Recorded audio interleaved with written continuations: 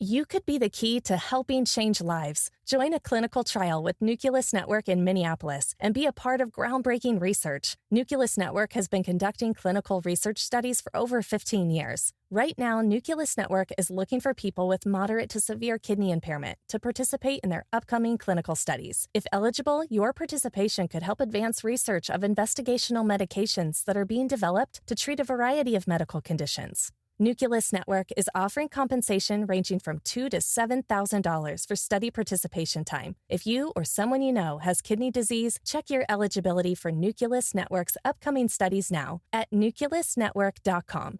Your participation matters. Learn more about Nucleus at nucleusnetwork.com. Again, nucleusnetwork.com. Hi, I'm Dr. Lori Watson and the co-host of Foreplay. I'm your co-host, George Fowler, former firefighter, your couples therapist who loves to talk about sex. Woo! Let's discuss everything about the best sexual techniques to building your emotional intimacy, which is really necessary for great sex. We bring sound, concrete tools to reframe your relationship problems and learn how to fall in love again and feel desire. Listen to Foreplay Radio on the iHeart app, on Apple Podcasts, or wherever you get your podcasts. Hey everybody, welcome to Marriage Therapy Radio. I'm Zach. I'm here with Laura. I'm actually also here with Mary. Say hi, Mary. Hi, Mary. Today we are, you're adorable. Today we're doing a mailbag. We have listener questions that come in from time to time. Today we try to answer a few of them. If you do have a question, feel free to send it to us at info@marriagetherapyradio.com. We'll see if we can check it out on the podcast. For now, this is a very cool conversation. Stick around. Hi. Hi. It's been a couple weeks. It's been a little while. We had a little mess up last week with I don't know what was wrong with the audio or something. So now we're back. Yeah. Thanks for doing that one all by yourself. That was kind of fun. It was an interesting experience too, because I don't know if you noticed, like my tone was so different that, how I show up on this podcast is like more energized and definitely like I'm hanging out with my buddy who happens to have his hoodie over his like head. I wish you guys could see Zach Brittle, the therapist, with his like t-shirt and his hoodie. And you look a little bit like a guy that's might break into my house. I'm not going to be okay. But anyway, it was an interesting episode to just kind of do by myself because I had just come off of a session with a couple and just thought, gosh, I feel like there's more people out there that might need to hear this today. And so my tone was definitely a lot quieter, and that's probably a little bit more of how I show up in therapy. But anyway. Right on. Yeah. What's new in your life? What's happening? I haven't really chit-chatted with you for a while. You know what? Well, two things. One is we started watching Stranger Things, which is cool, like our whole family. I gave up on it pretty early on, but watching it with teenagers is kind of fun. Yeah. The other thing is I've become obsessed with Legos. Okay. Like I just want to build Legos. So I bought myself a Lego set. Like, I don't know, it was $100 or something. And I spent 3 nights just doing Legos in front of the television. That's so awesome. And then you know what I bought? I bought a Stranger Things Lego set, which is coming. It's coming today. I'm going to build a Stranger Things Lego set while watching Stranger Things. How meta is that? So meta. We just completed, I know you can appreciate this, a 3-day Monopoly game where we started a Monopoly game. It's super fun with Holden. He's 6 and he totally is like a fully functioning partner. So, now we're able as a household to play adult games that are 3-person. And Ryan, for 2 days, stood taller, had his shoulders back a little bit more. Why? Because the guy was winning Monopoly like nobody's business. He had a Monopoly over, at one point he said, there's a 70% chance that you're going to land on something that I own and you're going to owe me money. And literally I've never gotten to the end of a Monopoly game. Have you gotten to the end? Ever? I hate Monopoly, so I don't even start Monopoly games. Yeah. Well, I can tell you after this experience with my husband and my son, who gang up on me. I mean, they start making deals. They're like immunity, like I'll trade this and you trade that and we'll have immunity. And basically it's just me paying out for the rest of the game. But we finished it and Ryan stood up and he's like, well, that was pretty unceremonious. Like, what did you want? The fanfare? Yeah. Ticker tape parade. Yeah. So we've been doing that, but I think, man, Legos, I feel like that would have been something really awesome for people to pick up a year ago. We hit the 1 year mark, by the way, where a lot of stuff started closing down. And it's like, hey, what were you doing a year ago? I'm glad I didn't find it a year ago, though, because it's expensive. Legos. Yeah. They're super. Maybe you could just go knock on the 6-year-old next door and see if he has some Legos he wants to share. No, there's something really gratifying about opening up the packet and kind of pouring out your pieces and following the directions and going through and watching it sort of. See, you're not free building. I will tell you this, though. Anxiety is real because I was done or just about done and I was missing one piece. And I went to bed. I crawled around on the floor for, I don't know, half hour or so. And I looked at different things and I tried to go through my stuff and couldn't find it. The next day, it was like a full client day. I was totally off kilter. I was totally out of whack because I didn't have this one piece. And I was like, you guys, my family, I was like, you guys, I can't concentrate on anything. And just all I'm thinking about is this one piece of Lego. Oh my gosh. Piece of plastic. Ruined my entire day. And my sweet wife, she contacted Lego and ordered the piece for me. So it should be coming. No, it's true. But then here's the other cool part. My daughter went to go get her hair cut, and the gal who cuts her hair has two like middle school boys. And she was like, let's just look through their stuff. And so they found the piece that I needed. And so now my set is complete. Wow. That is real love. That's right there. All taking care of each other. Yeah. It's all taken care of. Now your anxiety can be rested. It will never come out again. Oh gosh, hardly. I got plenty to be anxious about, but yeah, anxiety is a really weird thing. You know, I have to say, I found myself being kind of vulnerable. I woke up this morning. It's the second morning in a row that I was kind of in a grumpy mood. And this pertains, like, this is not just you and I just kind of bullshitting, but I do want to talk just for a moment about vulnerability.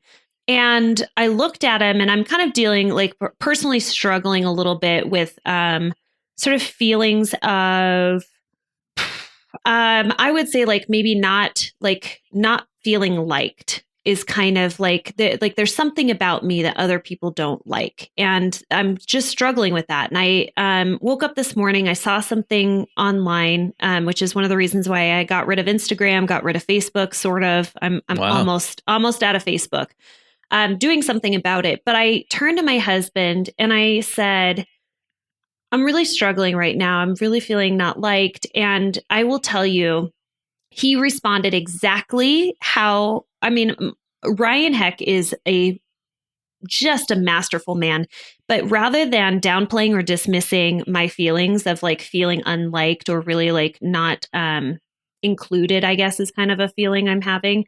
He said to me, that's a really what a bummer to wake up in the morning and have that be like your first your first thought. That's really awful.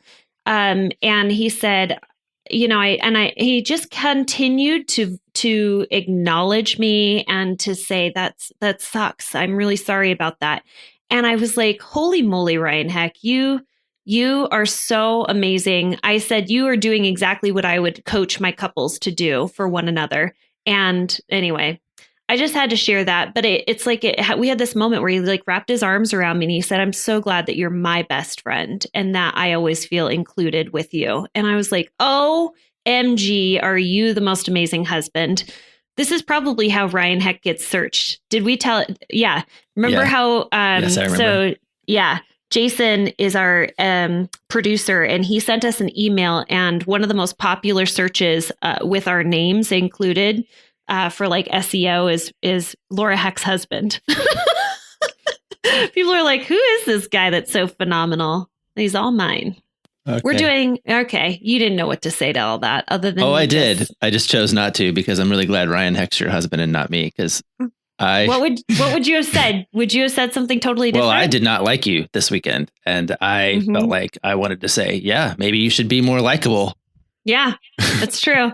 You didn't tell me that. You didn't say, hey, I'm not liking you very much. You were very passive in. I was. Yeah. I was. But I'm glad that you had that experience with Ryan because you deserved it. I feel like we're constantly reinforcing the fact that like, hey, I'm really glad I'm not married to you. I'm really glad you're just my friend I hang out with once a week. You know, Zach and I are huge fans of getting support, especially during abnormally stressful times like these. This is why we have partnered with BetterHelp to put you in contact with licensed professional counselors in your area. Tap into the world's largest network of licensed, accredited, and experienced counselors who can help you with a range of issues, including depression, anxiety, relationships, trauma, grief, and more.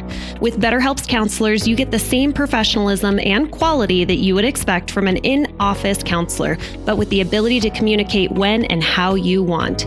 The matching process is quick but thorough, and you have the ability to communicate with your therapist how you like it, whether it be messaging, over the phone, or video conferencing. I know that in-person therapy sessions aren't feasible right now, and a lot of therapists are booked out, but don't let that stop you from getting the support that you need. The cost is less than half of what Zach and I charge, which is kind of unheard of. And when you register with BetterHelp, you're supporting Marriage Therapy Radio.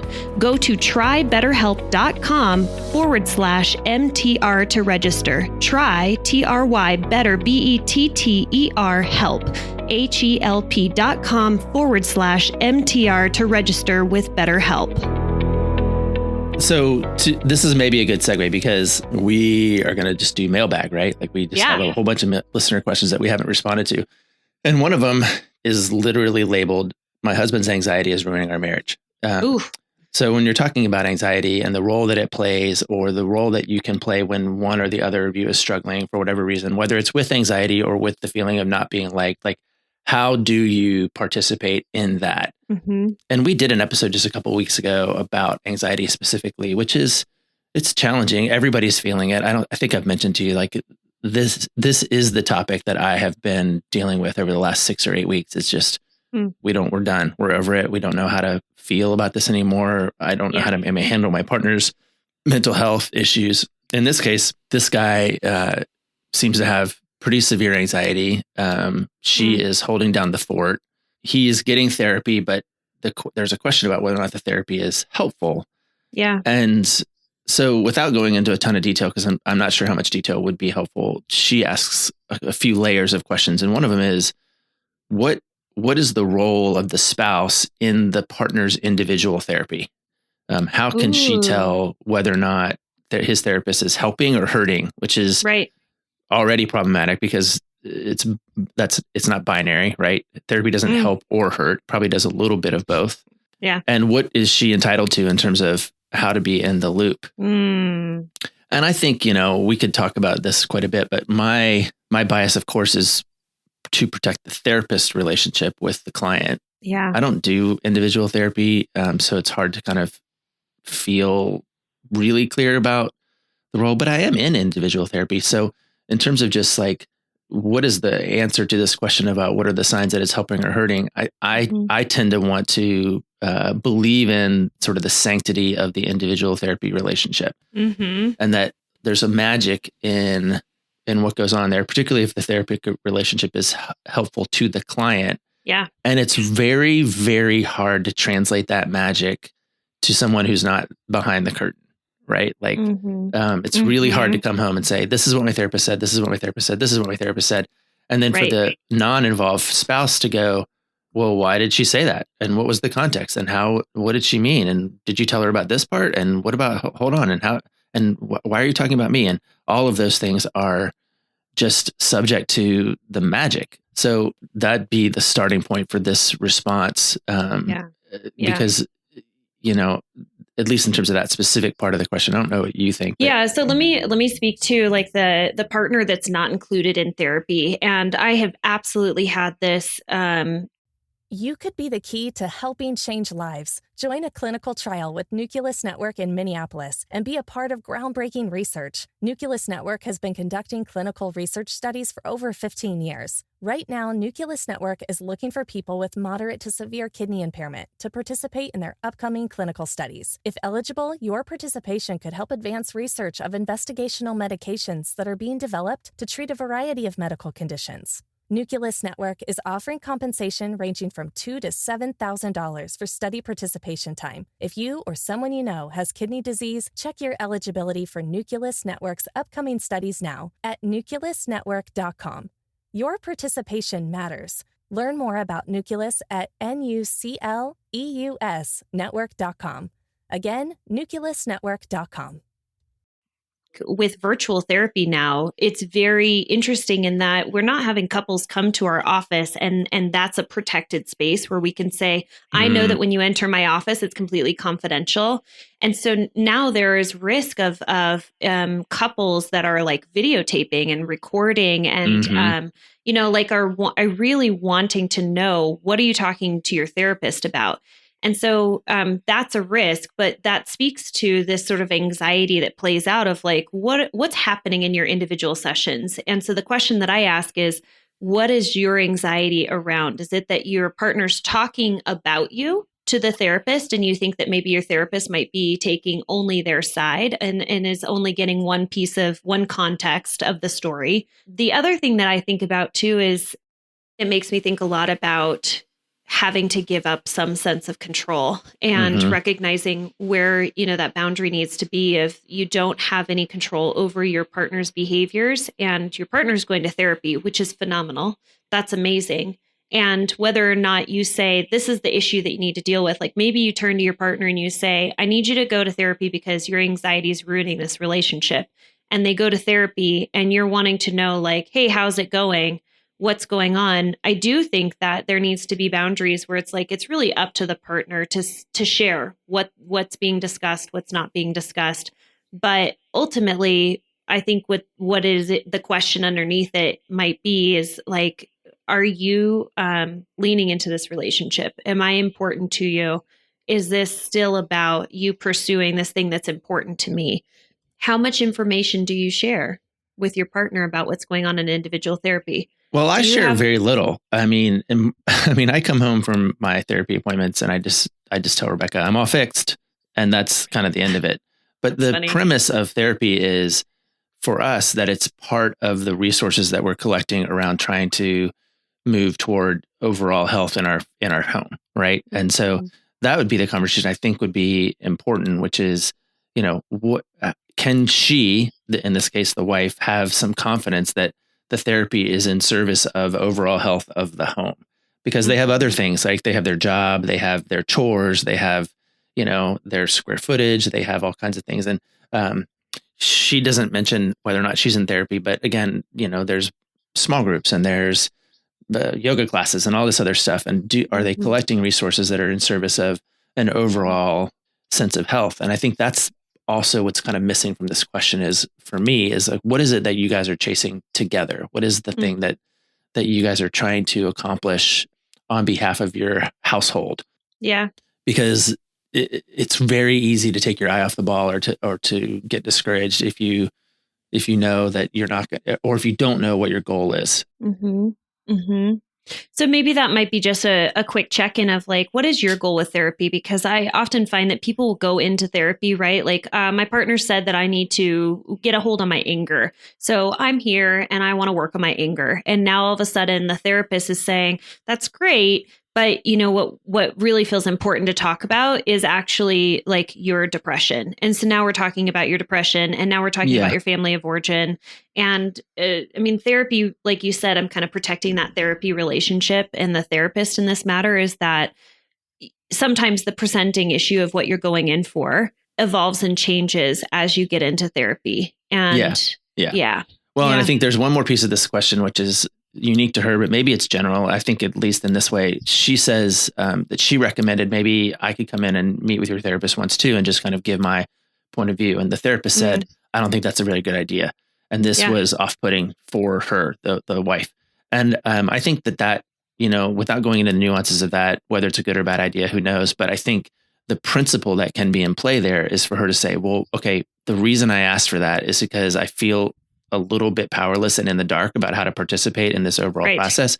What is the trade-off that we can achieve? Like how can I get more aligned to your goals, particularly your goals as they are in service of the overall household, right? I mean, I've been talking to clients a lot lately about trade-offs. Like if I can't do the X, can I do Y? Because I don't really want X. What I want is something that X gets me.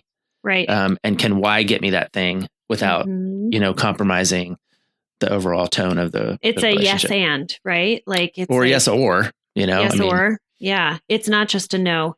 Boy, that's so interesting. I actually had a couple today where kind of similar. Wife has like an ultimatum, says you need to go to therapy. Husband goes to therapy, invites his wife to join and says, I would like for you, in your own words, to talk to the therapist about what you're experiencing because I'm missing it. I clearly don't understand it. I've missed the mark. I don't want to talk to the therapist and say, this is what I'd like to work on, but it only be my perspective. I would love for your perspective. And I looked at him and I said, wow, wow, wow, wow. What a different way to approach that. It is really tough. I mean, I feel for the outsider that is not participating in therapy because, right, they so desperately want change. They want to feel better. And so much of this is out of their own control. And I think that there needs to be some way of just relaxing and saying, you know what, like I have my own needs and my partner is going to therapy and they have their needs. But what you said was, what is it that we're chasing together? And I think that's the point of clarification is like, what are we chasing together? How, by going to therapy, are you also contributing to what we are doing together?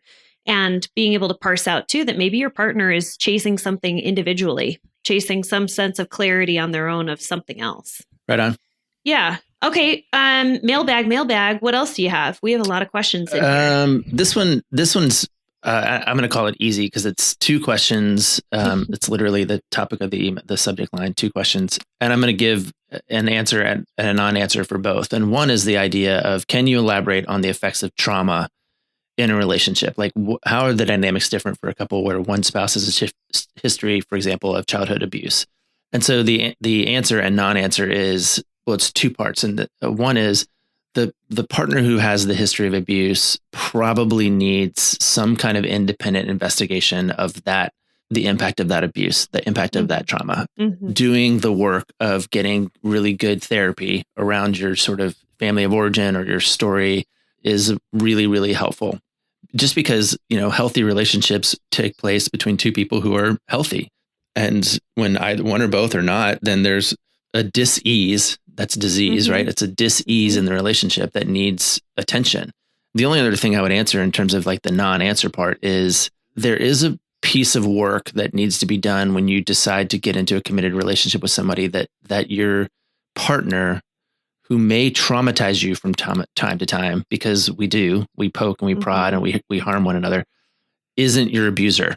That differentiation is difficult sometimes to make if you haven't done the first piece that I said about getting good therapy work. But when both of you can kind of rest in that, sometimes it's a safe place to go back to go, hold on a second. I understand that the trigger is present and that you're feeling activated, but I'm not the cause. I'm a participator, but I'm not the aggressor.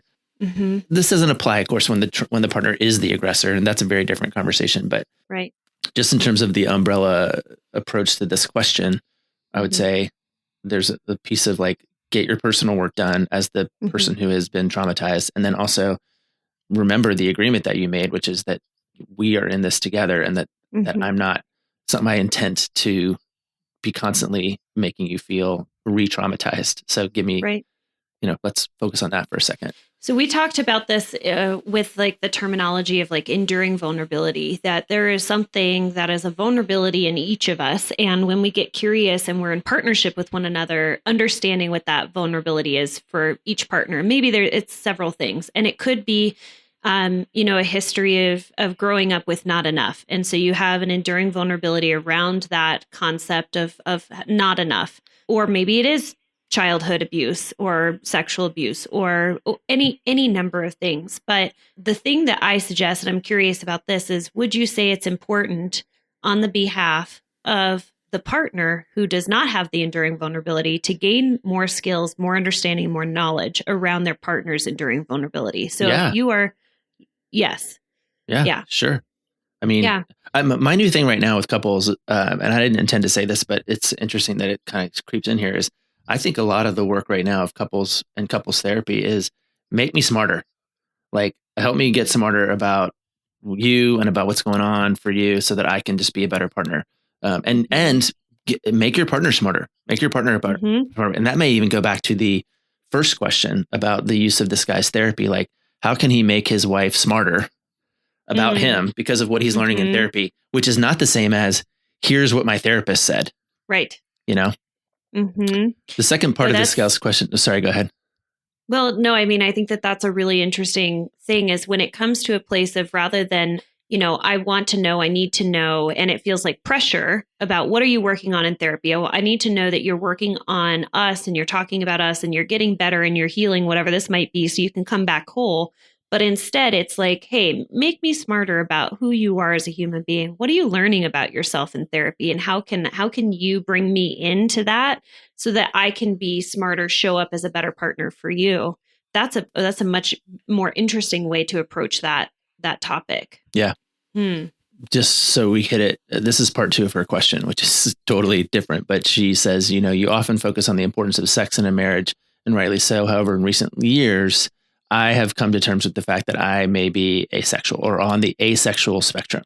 And I'm not sure what to do about that. And the only thing I can tell you, and this is the non-answer, is I have really benefited from reading more of the work of Emily Nagoski. We just did Come As You Are, where she has really done, she's done the heavy lifting in terms of understanding the spectrum of sexuality and kind of what works and what doesn't for people. And specifically of kind of normalizing it for people who feel outside of the kind of the very narrow kind of pop culture definition, I suppose. And so if you're looking for resources, that would be where I would start. I would start with Emily Nagoski's work because she has a lot of perspective on how some of the dynamics are at play for people who find themselves on all kinds of spectrums, including one that could be labeled asexual. So that's your answer, non-answer around that specific topic. Yeah. It's funny, as you were talking about, I'm going to get her on the podcast, by the way. I'm going to get her on the podcast. You are? Yeah. Get her. It's one of my, it's one of my current targets. Okay. So Emily, if you're listening right now and you want to make my life way easier, says the Unabomber over here just with his shoot me. jacket. She's one of my targets. Just shoot us an email. And I know she's a frequent listener. I definitely, I want to talk to her about burnout though. That's the thing. That's her latest book. And that's the one I'm interested in talking about. It is super good. But I was thinking about that. I mean, it's interesting how each of these questions kind of keep tying back into each other. But when we were talking about Emily Nagoski's book, we had a lot of men. And just so you know, like the book is really, it writes a lot about female sexuality. And we had a lot of husbands that were reading for their female partners, and they were having these big like aha moments. And to me, that comes from the perspective of make me smarter, help me understand. There is an enduring vulnerability. And that's exactly how I felt reading that book. Like, gosh, I'm smarter. I'm smarter about my clients. I'm smarter about my wife, like even your daughters, right? Like being able to just understand them as well and help them to understand themselves as a parent. But, make me smarter. That is such a good concept. That might be like the phrase of the day. Okay. Let's end on that bag. Sure. Because, we've already hit our like 26-minute mark. Oh, wow. Good for us. I know that was fast, right? Yeah. Yeah. Okay. Well, next time we chat, can I mention this too? We had a listener come in. I told you I was going to mention this, and they wrote in, they said, hey, it would be really helpful if you had some trigger notifications at the beginning of the episode to be able to just let people know, like, we're going to be talking about something that might be potentially triggering. And this particular trigger for someone was totally off my radar. I mean, it was like, wow, I had no idea that could be triggering for a listener, but you're absolutely right. I can understand that, what we're talking about could be that way. And I just was thinking, how interesting that it was the partner who wrote in. And I read that and I went, that is totally protecting your partner's enduring vulnerability, is recognizing, I listen to this podcast, I want to listen to it with my partner, but you guys talk about a particular subject matter often enough where it's very difficult to just sort of willy-nilly start listening to the episode when I know that there might be something that's potentially triggering for my partner. And I thought, boy, that is so interesting that this partner has learned to sort of protect their partner's enduring vulnerability. And so they wrote in and said, it'd be nice if you could just say if there's going to be a particular thing that's triggering. That would be nice. I think Zach and I don't really understand or know what we're going to talk about because we are. That would be nice if we knew in advance what we were going to say, though. What we were going to say. I don't want to diminish the ask. And yeah, we live in a world that is really right now kind of fragile, and we all need to take care of each other. So I can honor that without trying to figure out exactly how to take care of each specific person. Mm-hmm. Yeah. All right. Well, let's land this plane. What do you say? That sounds good. Okay. All right. Bye.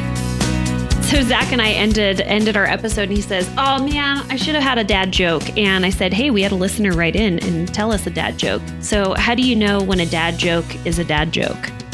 It's apparent. That's pretty funny, right? I liked it. Hey, everyone, thanks so much for joining us, continuing to support Marriage Therapy Radio. I hope that we are talking about the things that are most important to you. If you ever find that there's a specific topic where you're like, gosh, you guys dig deeper into this area. This is really impacting us and our relationship, and we could use some guidance. Send us an email, info@marriagetherapyradio.com. And we probably won't respond to you, but we save these mailbag questions up so that we can answer them. And I think we'll just continue doing more of these. If there's also a particular person like Emily Nagoski that you are wanting to hear from, give us some recommendations. We'd love to serve you and know what's going to really resonate for you. Thanks for all of your time and attention, making your relationship better today than it was yesterday.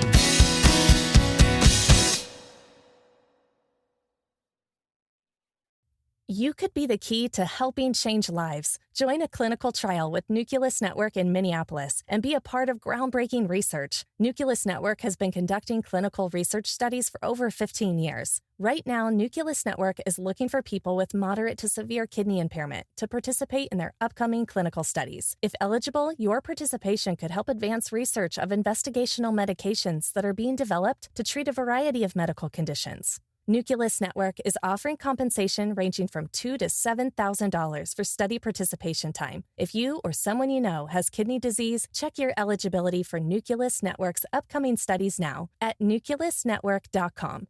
Your participation matters. Learn more about Nucleus at nucleusnetwork.com. Again, nucleusnetwork.com.